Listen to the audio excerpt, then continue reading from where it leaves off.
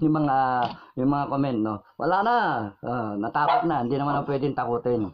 Pero we have good leaders. Ang problem yung sistema natin, ano, kasi yung sistema natin, ano, yung it discourages people who are very competent and qualified. Kung ano yung pananaw ko, kung ano yung laman ng utak ko, ano yung konsensya ko, at kung alin sa tingin ko yung tama. Ito nga mga kababayan, bago natin ituloy ang video na ito, kung bago ka lang sa aking YouTube channel baka pwede makahingi ng like at subscribe at click mo na rin ang notification bell para updated ka sa aking nilalabas na bagong video. Salamat po. yung mga comment, no, wala na, natakot na, hindi naman na pwedeng takutin. Ano lang, syempre hindi naman vlogging lang ang buhay, no.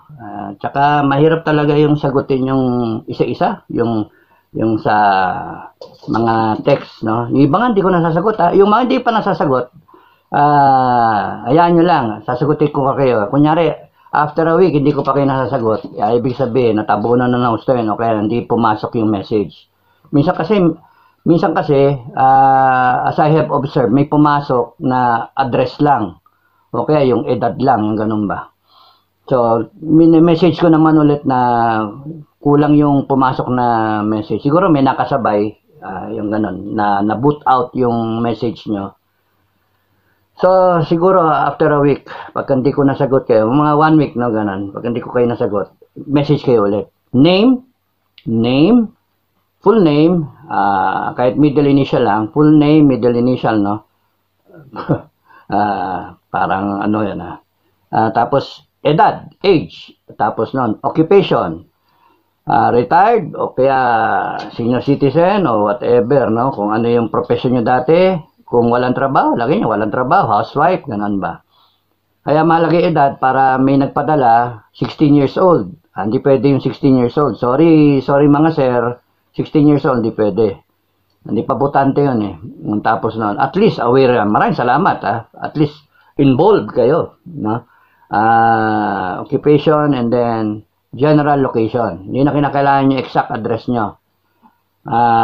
Mahirap na, baka mamaya may makakuha nung papel na yung master list, makita yung address ninyo pangit. General location is okay because nandun na may cellphone, nandun yung contact number. Bakit malagay yung contact number? So that it is verifiable, no? Baka sabihin later on, wala yan, di naman pumirma yan. Tawagan ko, yan, no? Katibayan, siya yun. Ikaw ba to? Si Nanette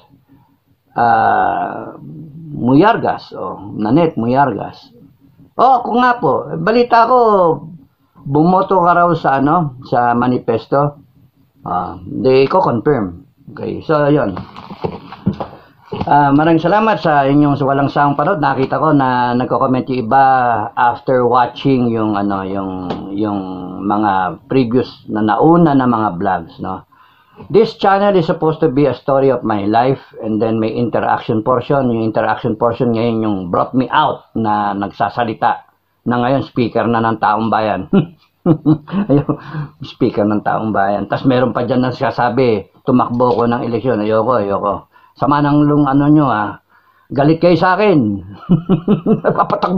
Papatakbuhin nyo ako. Laki-laki ng problema ng Pilipinas. No? Si Macanas na lang, patakbuhin nyo. Okay, si Metran. Okay, so ako mag-iingay lang hanggang pwede mag-ingay. Pero we have good leaders. Ang problem yung sistema natin, kasi yung sistema natin, yung it discourages people who are very competent and qualified to be in government position right there at the helm. From president, vice president, senator, congressman, no? Mayor, governor, na they're so much qualified compared to all these people that we are voting. Pero, the system is not friendly. Kasi may money ka, may pera ka, may pangalan ka. Ano naman ng isang Tamokyo? Apelido mo, Tamokyo. Sino boboto ng Tamokyo? Wala. So, ganun ba? Na kaya the system is not Dapat dyan yung COMELEC, tanggap ng application, tapos ang COMELEC na lang ang gagastos, hindi na yung hindi na yung mga kandidato. Parang common budget, may budget ang COMELEC for every election, and then siya yung mag-advertise, siya yung mag-interview, yung ganun ba. So dami, pero ang dami, no? Pero the more na candidates, the better for the Philippines. So mas maraming choices. Yung limit natin yung mga nakaupo sa pwesto dahil sa sikat na pamilyang politiko, sikat na artista, sikat na kriminal. Sikat na, hindi naman kriminal, yung coup-platter, yung ganun ba, destabilizer, di ba? Yung somebody who made a name for himself. Nakita ng Pilipino, yan na, boboto na. Kaya nga and then yung Filipino voter still has a long way to go para mag-mature, no? Pero we are getting there. Nagmamature na. Okay, so bayaan nyo yung mga may gusto. Yun ang tumakbo. Yun yung hikayatin ninyo. Wag nyo ako hikayatin. Okay. So maraming salamat doon sa pagpanood ninyo. Thank you. Basta yung Pinoy Survivor video 1 hanggang etc. Hanggang ano lang yata yun, 300 ba? 200 something. 1 to 110 talaga yung military life. Nagsimula sa kadete yon. Tapos no you will kind of know me better. No? Lalo na yung mga troll at saka yung mga bayaran na mga vlogger. Mas maganda, research muna. Salita merong isang I have to answer dun sa isa sa mga vlogger na nag-harp on kasi sila na ako dinis-own ng klase, PMA class 83. Okay, may mga points ako. Sabi sa inyo, Sabi sa inyo this will be taken out of context and now I have to explain, I have to explain myself, my side. Hindi yung side ninyo. Okay. So you can go out there sa kung kaninong media and explain yourselves. Nabi na Okay. Ito yung backstory na dapat may clear lang. Backstory. Sometime December 21, may kinausap ako ng classmate. Bok, kamusta yung klase? Ayan, yung Viber group, nagkakakwentuhan. May mga pro at may mga hindi ayon dun sa mga sinasabi mo. Ayan.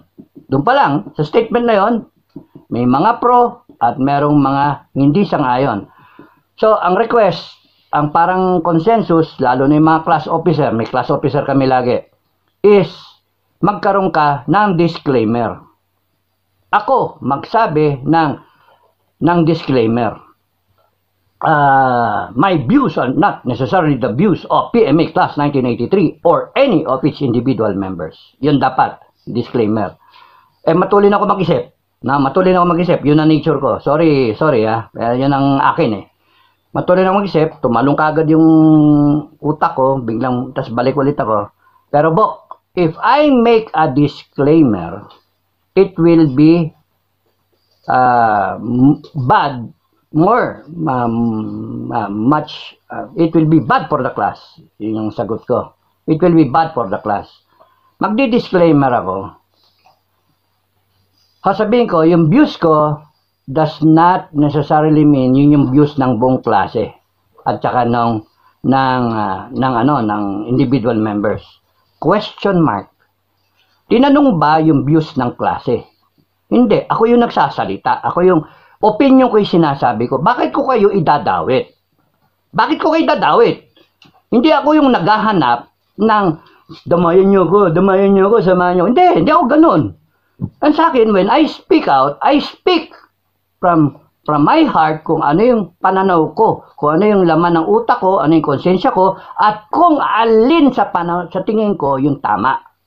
Yun yung sa akin. Kaya, mista, pagka sinabi ko kasing disclaimer, naintindihan ko where you are taking off from. Gusto natin, wag madama yung mga mista natin ngayon na tatrabaho pa sa gobyerno. Nagsasalita ako, nandoon pa sila, baka malasin. Pero, teka. Bakit natin pangungunahan? Bakit ninyo pangungunahan yung mga mista doon? Di may pananaw din sila. May sarili din silang pananaw. Bakit magsasalita yung klase para sagipin yung pananaw na isang tao, tapos wala kayong pakialam sa pananaw ko? Parang bias naman yon.